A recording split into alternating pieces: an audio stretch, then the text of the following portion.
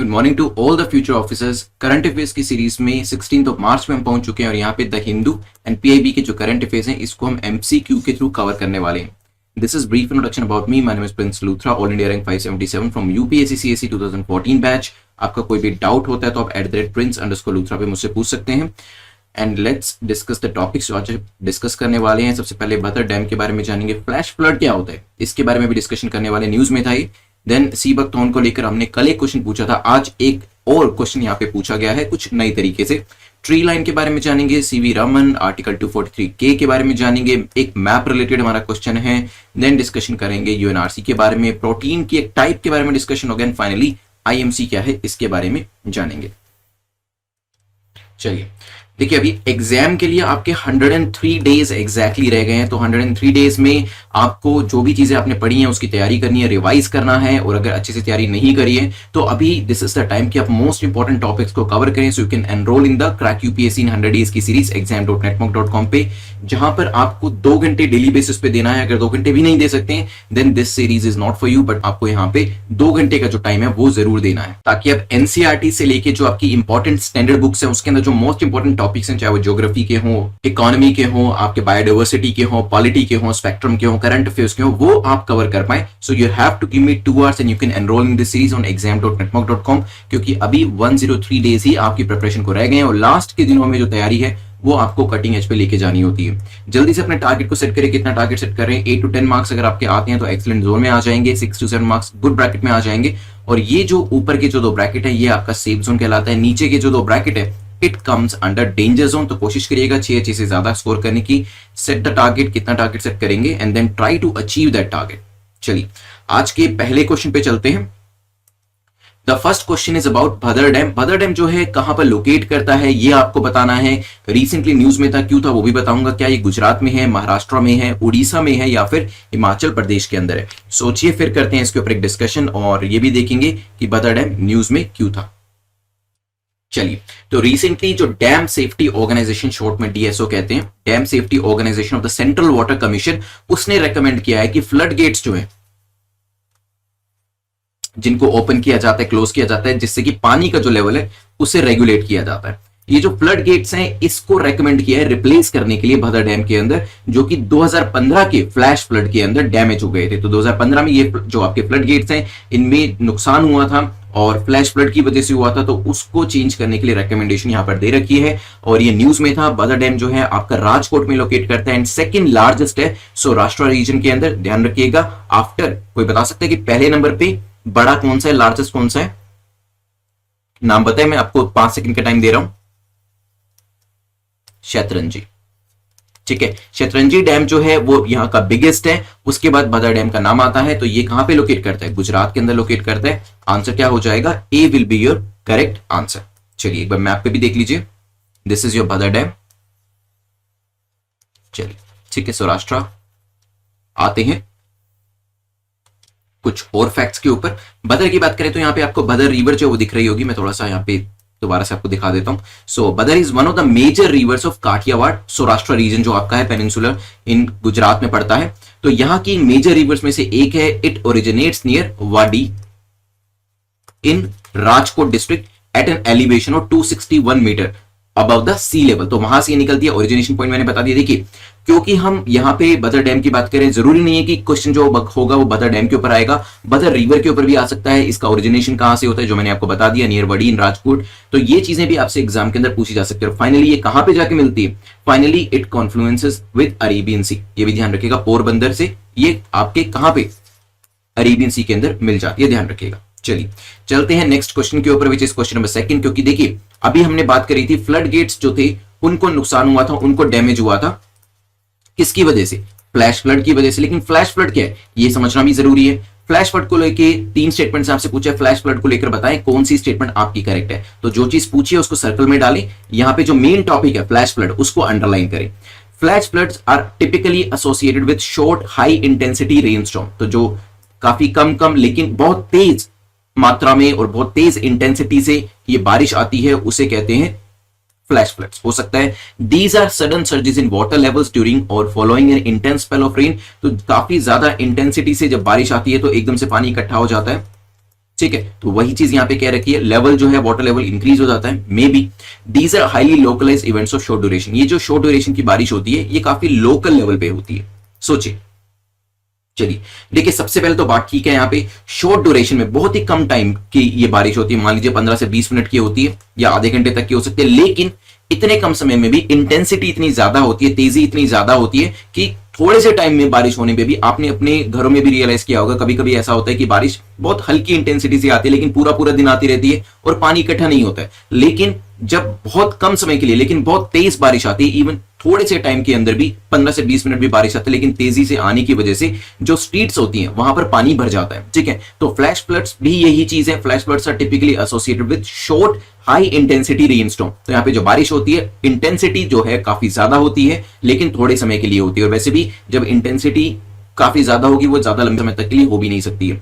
These are sudden surges in water levels during following an intense spell of rain. तो यहाँ पे sudden surge हो जाता है वाटर लेवल के ऊपर, वाटर लेवल जो है वो काफी इंक्रीज हो जाता है। और अगर ये चीज डैम के कॉन्टेक्स्ट में पड़ी जाए तो डैम के जो फ्लड गेट्स हैं वो अगर पानी को रोक रहे हैं तो वो पानी को जो रोक रहे हैं और एकदम से बारिश काफी तेजी से आ जाती है तो उस फ्लड गेट्स के ऊपर प्रेशर जो होगा वो और भी ज्यादा बढ़ जाएगा। These are highly localised. तो ये जो नेचर होता है, जो बारिश होती है, अगर बात करी जाए ये बहुत बड़े रीजन में बहुत इंटेंसिटी से नहीं आती है। एक लोकल रीजन होता है जहां पर बहुत इंटेंसिटी से बारिश आती है।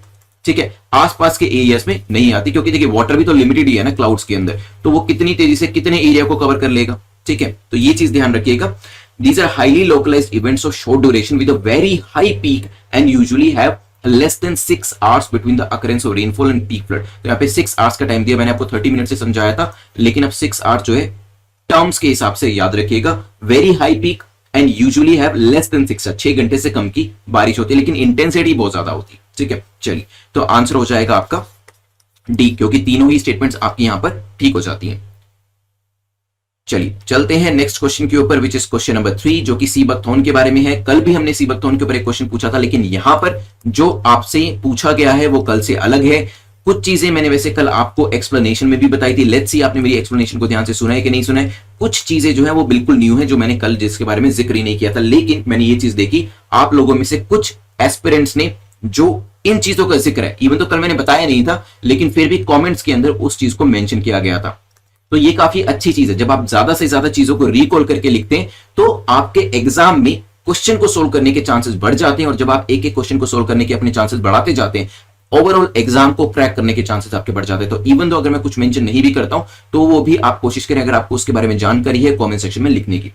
यहां पे सी बकथॉर्न के बारे में पहली स्टेटमेंट है, it is locally called Chharma in Arunachal. Arunachal Pradesh में इसे चरमा कहा जाता है। Maybe sea buckthorn is a soil binding plant. ये एक सॉइल बाइंडिंग प्लांट है। It's a rich in omega fatty acid. Omega fatty acid की बात करी जाए तो ये उसमें काफी रिच होता है। सोचिए क्या आंसर हो सकता है, आपको सही बताना है।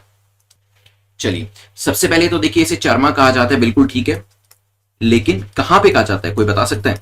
हिमाचल प्रदेश के अंदर लोकल लैंग्वेज में इसे चरमा कहा जाता है। ठीक है, पहली स्टेटमेंट अरुणाचल में नहीं कहा जाता, पहली स्टेटमेंट जो है वो इनकरेक्ट हो जाती है। It is a shrub which produces an orange yellow coloured edible berry. ठीक है, तो यहां पे देखिए एक बार कुछ इस तरीके से दिखती है, edible berry yellowish orangish colour की होती है। तो सेकंड स्टेटमेंट आपकी यहां पे मैं ठीक बताऊंगा, पहले तो थर्ड स्टेटमेंट भी आपको ठीक बताऊंगा, क्योंकि ये चीज जो है ओमेगा फैटी एसिड के अंदर काफी रिच होता है, काफी विटामिन्स इसके अंदर पाए जाते हैं। ये कल हमने डिस्कस किया था, जूसेस बनाने में और इवन जैम्स बनाने में भी इसका काफी इस्तेमाल किया जाता है। अगर आप हेल्थ फूड को सर्च करेंगे अमेजोन के ऊपर तो वहां पे आपको सी बकथॉर्न के काफी सारे प्रोडक्ट्स जो है वो मिल जाएंगे। तीसरी स्टेटमेंट ठीक है, और सॉइल बाइंडिंग प्लांट कहा जाता है, सॉइल को बाइंड करने में इसका मुख्य रोल रहता है। In India it is found above the tree line. Tree line के अबव पाया जाता है in the Himalayan region. Himalayan region में आपका लद्दाख हो गया, स्पीति रीजन हो गया, हिमाचल हो गया, साथ ही साथ अरुणाचल हो गया, यहां पर ये पाया जाता है आसानी से। ठीक है, तो आंसर आपका क्या होगा? D will be your correct answer, क्योंकि सेकंड और थर्ड स्टेटमेंट आपकी ठीक है, पहली जो स्टेटमेंट है वो आपकी गलत हो जाती है। चलिए चलते हैं क्वेश्चन नंबर 4 को देख लेते हैं, और यहां पर इसके बारे में अगर मैं एक आपको चीज बताऊं, इवन इसके न्यूट्रिशनल कैप्सूल जो है वो भी अवेलेबल होते हैं। ठीक है, तो हेल्थ प्रोडक्ट है बेसिकली, ध्यान रखिएगा, और साथ ही साथ important source of fuel wood भी है, ये भी मैंने आपको कल बताया था। चलिए क्वेश्चन नंबर 4 को देखते हैं, क्योंकि मैंने आपको ये बताया ट्री लाइन के बारे में पिछले क्वेश्चन में। ट्री लाइन क्या होती है? Is it a straight line of a tree, जो ट्री एक होता है उसकी स्ट्रेट लाइन को आप ट्री लाइन कहते हैं, maybe. It is the edge of the habitat at which trees are not capable of growing, एक हैबिटेट की एज होती है जहां पर ट्रीज जो है वो ग्रो नहीं कर सकते, maybe. Edge of the habitat at which trees are capable of growing, एक हैबिटेट की एज होती है जहां पे ट्रीज ग्रो कर सकते हैं, maybe. None of the above, इनमें से कुछ भी नहीं। सोचे फिर करते हैं डिस्कशन। चलिए देखिए, tree line is the edge of the habitat at which trees are capable of growing. It is found at high elevation and high latitudes. तो बेसिकली यहां पे मैं आपको बना के दिखाता हूं इसे एक बार। So tree lines is the edge of the habitat at which trees are capable of growing. It is found at high elevation and high latitude, ये मैंने आपको बता दिया। मान लीजिए दीज आर ट्रीज, ठीक है, अलग अलग टाइप के ट्रीज हैं,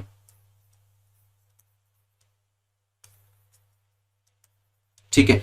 सो अगर हम कहें कि यहां तक जो ट्रीज हैं वो ग्रो हो रहे हैं, हो सकता है कुछ इसमें छोटे भी होंगे, कुछ इसमें बड़े भी होंगे, ठीक है, लेकिन दिस इज द लाइन जहां तक ट्रीज ग्रो कर पा रहे हैं, ठीक है। एंड बियॉन्ड दिस लाइन, इस लाइन के बियॉन्ड में यहां पर ट्रीज नहीं जा पा रहे हैं, क्यों? Because beyond the tree line trees can not tolerate the environmental condition. Usually क्या है, कोल्ड टेम्परेचर होता है, उसी वजह से ट्रीज जो है इसको ले नहीं पाते, सहन नहीं कर पाते। तो यहां पे इसी वजह से ये जो लाइन जहां तक ट्रीज मैक्सिमम ग्रो कर सकते हैं उसे ट्री लाइन कह दिया जाता है, ठीक है। तो ध्यान रखिएगा, ये क्या है, edge of the habitat at which trees are capable of growing. जहां तक आपके हैबिटेट की उस एज तक जहां तक ट्रीज ग्रो कर सकते हैं,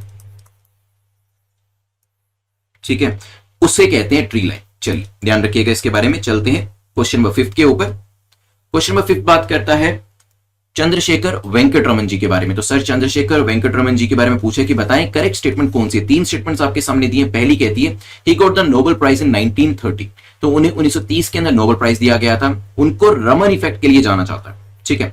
the Raman effect is a change in the wavelength of light that occurs when a light beam is deflected by molecules. तो रमन इफेक्ट कहता है कि जो वेवलेंथ ऑफ द लाइट है उसमें चेंज देखा जाता है जब लाइट बीम जो है वो मॉलिक्यूल से के द्वारा डिफ्लेक्ट हो जाती है। सोचिए फिर करते हैं डिस्कशन। चलिए देखिए हुआ क्या है, recently researchers eight IIT Madras they have demonstrated that power transmission cable can be monitored by using Raman thermometry on fibre optic cable. तो उन्होंने ये चीज निकाली है कि जो पावर ट्रांसमिशन केबल है, मान लीजिए पावर ट्रांसमिशन केबल है, इसको उन्होंने कहा है कि मॉनिटर किया जा सकता है, इस पावर ट्रांसमिशन केबल को मॉनिटर किया जा सकता है अगर रमन थर्मोमेट्री को फाइबर ऑप्टिक केबल के ऊपर अप्लाई किया जाता है। अब इससे होगा क्या, देखिए बेसिकली जो आपकी पावर केबल्स होती हैं उसको उसके टेम्परेचर को मेजर करने के लिए अभी तक क्या किया जाता था, थर्मल कैमरास का इस्तेमाल किया जाता था, ठीक है, और मैनुअली इसे मॉनिटर किया जाता था। जो भी आपकी पावर केबल्स होती थी उसके टेम्परेचर को किस तरीके से थर्मल कैमरा के थ्रू मेजर किया जाता था, लेकिन वो पूरा प्रोसेस काफी कंबरसम, काफी कॉम्प्लेक्स था। प्रेजेंट मेथड जो है ये काफी इकोनॉमिकल भी है और रियल टाइम इंफॉर्मेशन भी देता है। बेसिकली 10 साल पहले इस आइडिया के बारे में बात करी गई थी और 10 साल के हो गए इसको बेसिकली इस पे रिसर्च करते करते, और अब जाके इसको अचीव किया गया। यहां पे जो रिसर्चर्स हैं, जो साइंटिस्ट हैं, उनका ये भी कहना है कि जो optical fibre embedded power cables हैं वो ऑलरेडी कंट्री में अवेलेबल है, ठीक है। तो ऐसा नहीं कि उसे कुछ अलग से बनाना पड़ेगा, बट अभी तक उसका इस्तेमाल जो था वो पावर केबल को मॉनिटरिंग करने के लिए यूज नहीं किया जा रहा था, लेकिन अब इस पर्टिकुलर रिजल्ट्स के बाद उनका इस्तेमाल डुअल तरीके से किया जा सकेगा। चलिए ध्यान रखिएगा, यहाँ पे पहली जो स्टेटमेंट, ये आपकी जो स्टेटमेंट मैंने न्यूज बेसिकली आपको बताई थी, तो यहाँ पे अगर हम चंद्रशेखर वेंकटरमन जी की बात करें तो उनको नोबेल प्राइज 1930 में मिला था, अपने रमन इफेक्ट के लिए मिला था। एंड ये जो इसकी वर्किंग दे रखी है रमन इफेक्ट जो है, इससे क्या होता है, it is a change in the wavelength of the light, जो कि किस वजह से होता है, जब लाइट बीम जो है डिफ्लेक्ट होती है मॉलिक्यूल्स की वजह से। तीनों स्टेटमेंट्स ठीक है, आंसर आपका डी हो जाएगा, लेकिन न्यूज जो थी वो काफी इंपॉर्टेंट थी जो मैंने आपको अभी समझाई है। क्वेश्चन नंबर 6 पे जाने से पहले crack UPC exam in 100 days की जो सीरीज है इसको आप exam.netmock.com पे जाके एनरोल कर सकते हैं। ऑलरेडी 103 डेज जो है वो बचे आपकी प्रिपरेशन के लिए। सो मोस्ट इंपॉर्टेंट टॉपिक्स जो है आप यहां पे कवर कर सकते हैं और अपनी प्रोबेबिलिटी जो है एग्जाम के अंदर सक्सेस की वो बढ़ा सकते हैं। तो यहाँ पे 2 घंटे आपको डेली बेसिस पे देने पड़ेंगे। अभी हम इकोलॉजी का जो सब्जेक्ट है उसे कवर कर रहे हैं, सो you can enrol in this course. तो यहाँ पे बेसिकली जो आपके क्लास लेक्चर्स हैं वो तो आपको दिए जाते हैं जो सब्जेक्ट ओरिएंटेड होते हैं, साथ ही साथ एमसीक्यूज के जो लेक्चर्स हैं वो भी आपको दिए गए हैं, सो दैट प्रीलिम्स के अंदर तो आपको एमसीक्यूज ही सोल्व करने पड़ेंगे। इट रियली डजंट मैटर आपने कितनी किताबें पढ़ी हैं कितनी नहीं पढ़ी हैं, तो वहां पे एमसीक्यूज आप सोल्व कर पाए, ये जो चीज है आपको इन लेक्चर्स के अंदर, जो एमसीक्यूज के लेक्चर्स है उसमें सिखाया जाएगा। उसमें आपको कैसे एलिमिनेशन करना है आप प्रैक्टिस करेंगे, वीडियोस को देखेंगे, मुझे क्वेश्चन को सोल्व करता हुआ देखेंगे, तो आपकी और भी आपको नए एरियाज के बारे में पता चलेगा कि किस तरीके से एमसीक्यूज को सोल्व किया जा सकता है। तो प्रीलिम्स एग्जाम के अंदर एमसीक्यूज को कैसे सोल्व करना है इसके बारे में आपको इनसाइट जो है वो मिल जाएगी। साथ ही साथ अगर आप 3 घंटे दे सकते हैं तो आई सजेस्ट कि crack UPSC exam in 200 days की सीरीज में जाइएगा।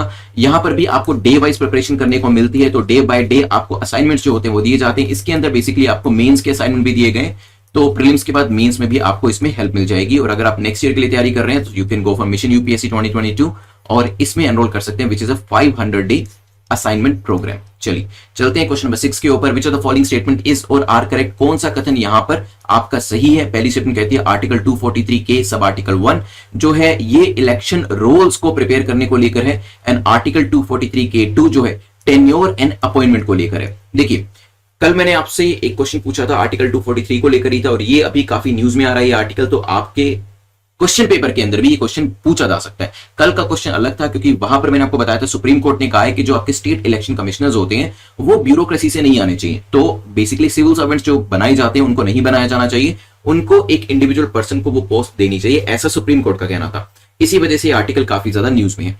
और यहां पर जल्दी से बताएं आंसर क्या होगा।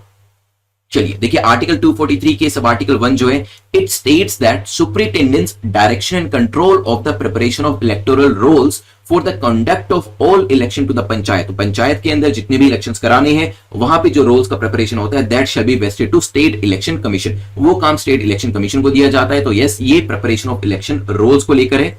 243K2 क्या कहता है, it states that the tenure and the appointment will be directed as per the law made by state legislature. तो यहाँ पे जो अपॉइंटमेंट और टेन्योर जो डिसाइड किया जाएगा वो स्टेट लेजिस्लेचर जो है वो जो डिसाइड करता है उसके द्वारा किया जाएगा। तो दोनों ही मैच कर रहे हैं, आंसर क्या हो जाएगा, C will be the correct answer. जितनी बार भी इसको लेकर नई नई चीजें न्यूज में आएंगी will try to cover that, क्योंकि हमारा कोई भी एरिया नई न्यूज को लेकर छूटना नहीं चाहिए। चलिए चलते हैं नेक्स्ट क्वेश्चन। क्वेश्चन नंबर 7 को लेकर पूछा गया है which of the following country shares border with Myanmar. वैसे हमने इस तरीके के क्वेश्चन पहले भी डिस्कस किया था, म्यांमार दोबारा से न्यूज में आया, क्यों आया वो बताऊंगा आपको। न्यूज इज क्वाइट इंपॉर्टेंट, लेकिन क्योंकि ये बार बार अलग अलग चीजों की वजह से कल की न्यूज में था, वहां पर जो पीपल थे उन्होंने एक पिटीशन साइन करी थी कि म्यांमार के अंदर जो ये अभी कू किया गया इसके अंदर एक बेसिकली पिटीशन जो थी प्राइम मिनिस्टर को दी गई थी और प्रेसिडेंट ऑफ इंडिया को दी गई थी, तो इंडिया को इंटरवीन करना चाहिए ऐसी बात कही गई थी। लेकिन अभी म्यांमार किसी और चीज की वजह से न्यूज में है, तो इसी वजह से इसका जो बॉर्डर है और भी इंपॉर्टेंट हो जाता है, और कुछ नई चीजें भी आज हम कल के कंपैरिजन में यहां देखने वाले हैं। तो क्या अरुणाचल प्रदेश के साथ इसका बॉर्डर टच होता है, व्हाट अबाउट असम, वेस्ट बंगाल, नागालैंड, सोचिए फिर डिस्कस करते हैं। चलिए देखिए recently MHA ministry of home affairs जो है उन्होंने डायरेक्ट किया है नागालैंड को, मणिपुर को, मिजोरम को और अरुणाचल प्रदेश को। क्यों? क्योंकि इन्हीं स्टेट्स का, इन्हीं राज्यों का जो बॉर्डर है वो टच होता है म्यांमार के साथ। कि जो इलीगल इन्फ्लक्स है म्यांमार से, तो जो इलीगली माइग्रेंट्स जो हैं म्यांमार से इंडिया में आ रहे हैं उनको रोकने के लिए यहां पे मिनिस्ट्री ऑफ होम अफेयर्स ने डायरेक्ट किया है इन 4 राज्यों को। इंस्ट्रक्शंस जो है वो border guarding force BGF, border guarding force जिसको आप असम राइफल कहते हैं, इनको भी दी गई है कि आपको भी स्ट्रॉन्ग रहना पड़ेगा और जो इन्फ्लक्स है, जो इलीगल माइग्रेंट्स हमारी कंट्री में आ रहे हैं उनको रोकना पड़ेगा, ऐसा मिनिस्ट्री ऑफ होम अफेयर्स के द्वारा कहा गया। ठीक है, तो यहां पे अरुणाचल प्रदेश, 4 नाम मैंने आपको बताए थे, नागालैंड, मणिपुर, मिजोरम एंड अरुणाचल प्रदेश। तो अरुणाचल प्रदेश का नाम यहां पे आ रहा है, नागालैंड भी आ रहा है। आंसर क्या हो जाएगा, D will be correct answer. Assam और वेस्ट बंगाल का बॉर्डर टच नहीं होता है। मैप पे देख लीजिए एक बार। सो यहाँ पे ऊपर अरुणाचल प्रदेश का बॉर्डर टच हो रहा है, देन नागालैंड का हो रहा है, नाग के नीचे मणि रखी हुई है तो मणिपुर का बॉर्डर टच हो रहा है, और नीचे मिजोरम का बॉर्डर आपका टच हो रहा है। ठीक है, अगर मैं आपसे पूछूं कि आप मेरे को असेंडिंग या डिसेंडिंग ऑर्डर में बताएं कि किसका बॉर्डर सबसे ज्यादा टच होता है या कम टच होता है, तो कैसे बताएंगे। देखिए इंडिया म्यांमार के बीच में 1643 किलोमीटर का बॉर्डर टच होता है। ठीक है, क्या मुझे कोई बांग्लादेश का कितना बॉर्डर टच होता है, इट इज 4696 किलोमीटर। ठीक है, 1643 किलोमीटर जो बॉर्डर है वो किसका टच हो रहा है, यस ये टच हो रहा है म्यांमार का, लेकिन यहां पे अलग अलग राज्यों का अलग अलग है। सबसे कम है नागालैंड का 215 किलोमीटर। देखिए एग्जैक्ट नंबर नहीं पूछा जाएगा, लेकिन असेंडिंग डिसेंडिंग पूछा जा सकता है, ये चीज ध्यान रखिएगा। ये एरिया काफी न्यूज में इसी वजह से बता रहा हूं। नागालैंड के बाद मणिपुर का एरिया टच होता है 398 किलोमीटर। तीसरे नंबर पे आपका है मिजोरम, कितना है 510 किलोमीटर, ज्यादा डिफरेंस नहीं है। अरुणाचल प्रदेश भी इसके करीब ही है 520 किलोमीटर। ठीक है, तो असेंडिंग में पूछेंगे तो 1 2 3 4, डिसेंडिंग में पूछेंगे तो 4 3 2 1, ये आपको पता होना चाहिए। चलिए चलते हैं नेक्स्ट टॉपिक के ऊपर, जो कि यूएनआरसी यूनाइटेड नेशन रिफ्यूजी कन्वेंशन 1951 को लेकर है। पूछा गया इसको लेकर बताएं कौन सी स्टेटमेंट आपकी ठीक है। The convention builds on article 14 of the universal declaration of human rights 1948। ये जो कन्वेंशन बनाई गई है ये आपके universal declaration of human rights 1948 के आर्टिकल 14 के ऊपर बनाई गई है। The convention also provides for some visa free travel for holders of travel document issued under the convention. तो इस कन्वेंशन के अंदर जिनको वीजा इशू किया गया है, वीजा फ्री ट्रैवल जो है वो इसके अंतर्गत प्रोवाइड किया जाता है। इंडिया जो है वो भी इस कन्वेंशन का मेंबर है। जल्दी से बताएं क्या आंसर होगा, फिर करते हैं डिस्कशन। चलिए, अभी यूनाइटेड नेशन रिफ्यूजी कन्वेंशन 1951 जो है न्यूज में था, इसी वजह से क्वेश्चन बनाया गया। It is a United nation that is UN multilateral treaty. ये यूएन की मल्टीलेटरल ट्रीटी है that defines who is refugee, जो ये बताता है कि रिफ्यूजी कौन है, and sets out the rights of individuals, उनके राइट्स जो है जो असाइलम सीकर्स को दिए गए हैं और जो रिस्पॉन्सिबिलिटीज हैं नेशंस की, उसके बारे में यहां पे वर्णन किया गया है। It also sets out which people do not qualify as refugee, such as war criminals जो होते हैं they are not qualified as refugees. ठीक है, तो ध्यान रखिए कि ये भी इसमें बताया गया है। तो कन्वेंशन जो है 1948 के universal declaration of human right पर बेस्ड करती है, बिल्कुल ठीक है। At the same time convention जो है वीजा फ्री ट्रैवल भी प्रोवाइड करती है, लेकिन India is not a member of this convention. ध्यान रखिएगा, hence answer will be A, India इसका मेंबर नहीं है। चलिए नेक्स्ट क्वेश्चन को देखते हैं। क्वेश्चन नंबर 9 बात करता है which of the following protein is set to cause yellow fever, dengue and Zika. तो यहाँ पे न्यूज थी एक पर्टिकुलर मॉस्किटो को लेके, उस मॉस्किटो के अंदर एक पर्टिकुलर प्रोटीन पाया जाता है और रिसर्चर्स ने फाउंड किया है कि ये जो पर्टिकुलर प्रोटीन है that works by destabilising the viral envelope, breaking the protective covering, और protein does not affect viruses that do not have an envelope. तो यहाँ पे बताए जल्दी से कौन सा वायरस है। तो यहाँ पे हमारा आंसर है AEG12, A is the correct answer. ठीक है, चलिए चलते हैं आज के लास्ट क्वेश्चन के ऊपर। The last question talks about the index monitoring cell was set up by IMC, जो है इसे किसके द्वारा सेटअप किया गया? नीति आयोग के द्वारा, इंफॉर्मेशन ब्रॉडकास्टिंग मिनिस्ट्री के द्वारा, होम मिनिस्ट्री के द्वारा, या फिर MEA के द्वारा? सोचिए। चलिए देखिए, अभी रिसेंटली एक रैंकिंग निकाली गई जिसमें इंडिया का जो रैंक था कुछ खास नहीं था। वर्ल्ड प्रेस फ्रीडम इंडेक्स लाया गया और उसके अंदर हमारा जो रैंक था कुछ खास नहीं था। क्या रैंक था वो मुझे बताइएगा। तो कहा गया कि हम एक कमेटी बनाएंगे और इंडेक्स मॉनिटरिंग सेल जो है उसे सेटअप किया गया इंफॉर्मेशन ब्रॉडकास्टिंग मिनिस्ट्री के द्वारा, 20 the correct answer, with stakeholders, ताकि इंडिया की जो रैंकिंग है वो बढ़ाई जा सके, इंप्रूव करी जा सके। किसके अंदर? वर्ल्ड प्रेस फ्रीडम इंडेक्स के अंदर। ठीक है, तो ये चीज करी गई यहाँ पे। 15 member committee which had 4 meetings between May and December last year, has 4 journalist भी हैं इसके अंदर, गवर्नमेंट फंक्शनरीज भी हैं। It is chaired by Kuldeep Singh Dhatwalia, principal director general of the press information bureau. Committee has 10 government employees. तो ये जो setup करी गई थी प्रेस फ्रीडम इंडेक्स जो हमारा है उसमें हमारी रैंकिंग को इंप्रूव करने के लिए इंफॉर्मेशन ब्रॉडकास्टिंग मिनिस्ट्री के द्वारा सेटअप करी गई थी। तो बी हमारा यहाँ पे करेक्ट आंसर हो जाता है। हमारी रैंकिंग जो है वो अगर आपको पता है तो प्लीज बताइएगा कॉमेंट सेक्शन के अंदर। चलिए चलते हैं, यहां पे 2 मिनट की रिवीजन कर लेते हैं और फिर हम प्रीलिम्स, मेंस और इंटरव्यू का एक एक क्वेश्चन जो है वो देखने वाले हैं। शुरुआत करते हैं, एक्टिव रिवीजन हमारी होने वाली है। So do not expect me to answer. मैं आपसे क्वेश्चन पूछूंगा, आप उसका कमेंट सेक्शन में आंसर करेंगे और एक दूसरे के आंसर्स को भी रीड करके आप देखेंगे कि किसने करेक्ट किया, किसने इनकरेक्ट किया, और चाहे तो आप एक दूसरे को करेक्ट भी कर सकते हैं क्योंकि अभी हम एक बार इस चीज को पढ़ चुके हैं। इसके अलावा जो उससे भी इंपॉर्टेंट चीज है वो ये है कि जब भी मैं यहाँ पे क्वेश्चन पूछता हूँ या फिर क्वेश्चन आपके सामने आते हैं, जितनी भी चीजें आपको उसको लेकर याद है वो रिकॉल करके आप कमेंट सेक्शन में टाइप करें। जो इंडिविजुअल जितनी ज्यादा चीजें रिकॉल कर पाएगा, इट मीन्स उसने उतनी ज्यादा चीजों को रिटेन की है। ठीक है, फॉर एग्जाम्पल जैसे आपके सामने बदर डैम की स्लाइड है और बदर डैम के अंदर मान लीजिए कि ए जो है वो 5 फैक्ट्स लिख पाता है, बी जो है वो 3 फैक्ट्स को रिकॉल कर पाता है, सी जो है वो 7 फैक्ट्स को रिकॉल कर पाता है। तो यहां पे सी की जो ज्यादा मार्क्स करने की प्रोबेबिलिटी है वो यहां पे और भी इंक्रीज हो जाती है। अगर कंसिस्टेंट बेसिस पे सी ऐसा करता रहता है तो डेफिनेटली यहां पे उसके पास करने की एग्जाम या ज्यादा स्कोर करने की जो प्रोबेबिलिटी है वो बढ़ जाएगी, वो दूसरों के कंपैरिजन में। तो जो व्यक्ति, जो स्टूडेंट, जो एस्पिरेंट जितना ज्यादा रिकॉल करेगा, जो चीजें मैंने पढ़ाई है उसको लेकर भी, या फिर उन्होंने कहीं और पढ़ी हो उसको लेकर भी, उसके यहां पर एग्जाम में ज्यादा स्कोर करने की और ज्यादा से ज्यादा क्वेश्चन को सही करने की, ज्यादा से ज्यादा स्टेटमेंट्स जो गलत है उनको एलिमिनेट करने की प्रोबेबिलिटी बढ़ जाएगी। तो ये रिकॉलिंग जो है, recalling is nothing but the revision. ठीक है, कोई चीज आपने कहीं पढ़ी उसको रिवाइज ही तो कर रहे हैं आप। उसको रिवाइज करने के लिए क्या कर रहे हैं, उसको पहले अपने ब्रेन में वापस रिकॉल कर रहे हैं, दोबारा से कॉल कर रहे हैं और फिर उसे टाइप करके कमेंट सेक्शन में लिख रहे हैं। तभी मैं कहता हूं रिकॉलिंग जो है काफी जरूरी है, प्लीज करिएगा, काफी अच्छी स्ट्रेटेजी है ज्यादा से ज्यादा चीजों को रिटेन करने की।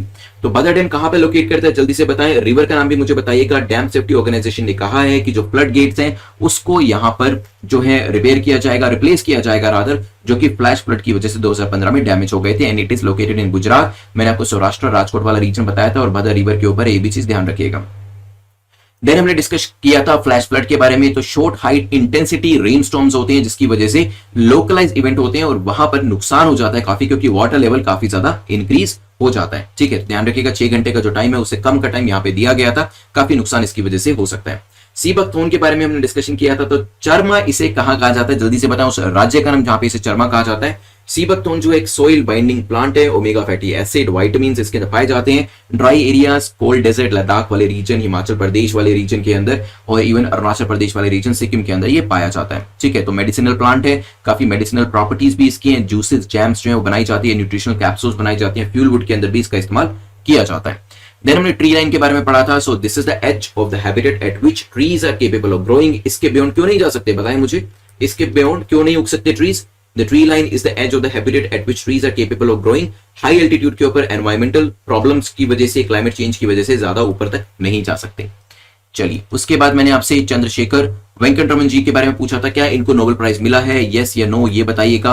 अभी रिसेंटली आईआईटी मद्रास न्यूज में था, पावर ट्रांसमिशन केबल जो अभी तक कैमरास, थर्मल कैमरास के थ्रू देखा जाता था उनका टेम्परेचर कितना है, अब वो इनके थ्रू देखा जाएगा, जो आपकी केबल्स हैं, फाइबर ऑप्टिक केबल्स हैं, इनके द्वारा रमन थर्मोमेट्री के थ्रू। ठीक है, तो यस नोबेल प्राइज मिल चुका है, ध्यान रखिएगा।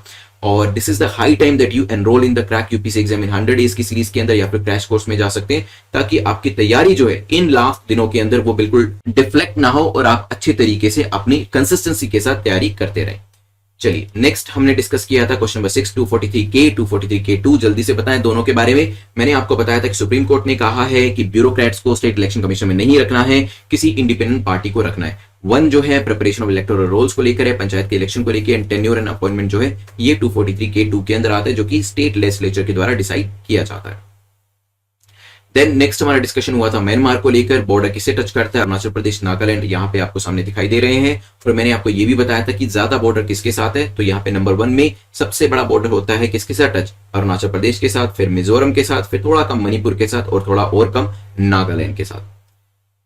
देन वी डिस्कस्ड अबाउट यूएनआरसी 1951 के बारे में, क्या इंडिया मेंबर है, यस या नो, ये बताइएगा। कन्वेंशन जो है आर्टिकल 14 पे बेस्ड है, universal declaration of human rights 1948। At the same time convention also provides for visa free travel. India इसके अंदर मेंबर नहीं है, ये ध्यान रखिएगा। और साथ ही साथ वॉर क्रिमिनल्स जो होते हैं उनको रिफ्यूजी के तौर पे क्वालिफाई नहीं किया जाता। रिफ्यूजी के राइट्स क्या हैं और जो नेशंस है उनकी रिस्पॉन्सिबिलिटीज क्या है वो भी इसके अंदर बताई गई है। क्वेश्चन नंबर 9 में मैंने आपसे पूछा था which of the following protein is said to cause yellow fever, dengue and Zika, तो AEG12 जो है वो करेक्ट आंसर था इसके अंदर। और फाइनली हमने डिस्कस किया था इंडेक्स मॉनिटरिंग सेल के बारे में, कौन लेके आया ये आप बताएंगे। IMC को सेटअप किया गया था ताकि रैंकिंग हमारी वर्ल्ड प्रेस फ्रीडम इंडेक्स के अंदर इंप्रूव करी जा सके। 15 मेंबर कमेटी थी, इसमें प्रेस से भी लोग थे और गवर्नमेंट फंक्शनरीज भी थे। इंफॉर्मेशन ब्रॉडकास्टिंग मिनिस्ट्री के द्वारा इसे बनाया गया था। रैंकिंग आप कमेंट सेक्शन में जरूर लिख दीजिएगा। चलिए, तो यहां पे सबसे पहले तो मुझे कमेंट सेक्शन में बताइएगा व्हाट इज AEG12। AEG12 क्या है ये भी हमने पढ़ा है, आपको याद है तो जरूर लिखिएगा, नहीं तो गूगल करके भी लिख सकते हैं, लेकिन लिखिएगा इसको जरूर। चलिए, मेंस का क्वेश्चन देखिए। How the influx of illegal migrants can be stopped from Myanmar, suggest some solutions as a civil servant. अब मैंने ये क्वेश्चन क्यों बनाया, क्योंकि MHA देखिए मिनिस्ट्री भी परेशान है इस चीज से। मिनिस्ट्री ऑफ होम अफेयर्स के लिए अभी सबसे बड़ा क्वेश्चन ये है कि कैसे म्यांमार से जो इलीगल माइग्रेंट्स आ रहे हैं उनको रोका जाए। तो आपको नहीं लगता मिनिस्ट्री यही कोशिश करेगी कि आगे आने वाले जो यंगस्टर्स है, जो यंग सिविल सर्वेंट्स हैं, वो हमें कुछ ऐसे सॉल्यूशंस दे। तो जब क्वेश्चंस बनते हैं आपके मेंस के अंदर और इवन इंटरव्यू के अंदर भी जो क्वेश्चन पूछे जाते हैं वो काफी प्रैक्टिकल नेचर के होते हैं। जिस तरीके की प्रॉब्लम्स हमारी सरकारें फेस कर रही होती हैं वही क्वेश्चन बनाए जाते हैं। अगर आपको ध्यान हो, इवन हैकाथॉन भी कराई जाती है। अब हैकाथॉन क्यों कराई जाती है, आप जानते हैं कि पीएमओ प्राइम मिनिस्टर काफी इसमें शामिल रहते हैं। रीजन इज जो प्रॉब्लम्स हमारी सोसाइटी के द्वारा फेस करी जा रही है, इसी की सॉल्यूशंस के लिए हैकाथन कराई जाती है और यंगस्टर्स को बुलाया जाता है। इसी तरीके से जो आप लोग सिविल सर्विसेज में जाना चाहते हैं, तो आपसे भी इसी तरीके की जो प्रॉब्लम्स, अभी प्रैक्टिकल प्रॉब्लम्स हमारी सरकार जो है फेस कर रही है, हमारा जो राष्ट्र है, हमारा जो नेशन है वो फेस कर रहा है, उसके सोल्यूशन आपसे मांगे जाएंगे। इंटरव्यू के लिए काफी सिंपल सा क्वेश्चन है, लेकिन अगर इसके बारे में पता है तो ही, अदरवाइज थोड़ी सी दिक्कत हो जाएगी। What is game theory? Game theory के बारे में बताइएगा क्या है ये, अगर आपको पता है तो बताएं, नहीं तो गूगल करिएगा और इसको इंडिया चाइना के कॉन्टेक्स्ट में डालकर आंसर करने की कोशिश करिएगा। ठीक है, तो यहां पे थोड़ा सा ओपन एंडेड क्वेश्चन है, उतना इजी नहीं है क्योंकि बहुत सारे लोगों को हो सकता है गेम थ्योरी के बारे में ना पता हो, लेकिन काफी इंटरेस्टिंग कॉन्सेप्ट है, पूछा जा सकता है एग्जाम के अंदर भी, और यहां पर इंडिया चाइना के कॉन्टेक्स्ट में आपसे ये क्वेश्चन जो है पूछा जा सकता है। चलिए इसका आंसर जरूर करिएगा। साथ ही साथ सेकंड चैनल जो है उसको सब्सक्राइब कर लीजिएगा। इसके ऊपर एनसीईआरटी के कुछ वीडियोस हमने बनाए हैं जो रेडी हो चुके हैं, और एनसीईआरटी के जो वीडियोस है वो अब इसके ऊपर अपलोड किए जाएंगे। So you can go to network UPSC और यहां पर इसे सब्सक्राइब करके जो पहले से वीडियोस एनसीईआरटी के डले हुए उनको देख सकते हैं। एनसीईआरटी के इसमें पॉलिटी और हिस्ट्री के कुछ वीडियोस डाले हैं, वो देख लीजिएगा, और जो नए वीडियोस होंगे उसको भी कवर कर लीजिएगा। मेंस के आंसर यहां सबमिट करिएगा, इंटरव्यू के आंसर यहां सबमिट करिएगा। These are the 2 Telegram groups जिसको आप ज्वाइन कर सकते हैं। और अभी टाइम है अपने मार्क्स को लिखने का, तो जल्दी से बताएं किसने कितना टारगेट सेट किया था और कितना टारगेट को अचीव किया, ये मुझे जल्दी से बताएं। 6 से ज्यादा, then of course you are in the safe zone. Less than 6 में डेंजर जोन में है, लेकिन दोनों ही सिचुएशन में रिवाइज जरूर करना है, वीडियो को दोबारा देखना है और नोट्स अपने जरूर बना लीजिएगा जब आप नेक्स्ट टाइम वीडियो को देखते हैं। तो टेलीग्राम पे आपको पीडीएफ जो है कल रात को 10 बजे इसकी मिल जाएगी और वहां से इस पीडीएफ को ले लीजिएगा। Thanks for watching, have a nice day, I will see you very soon at 1 PM, 6 PM and then 8 PM। Take care.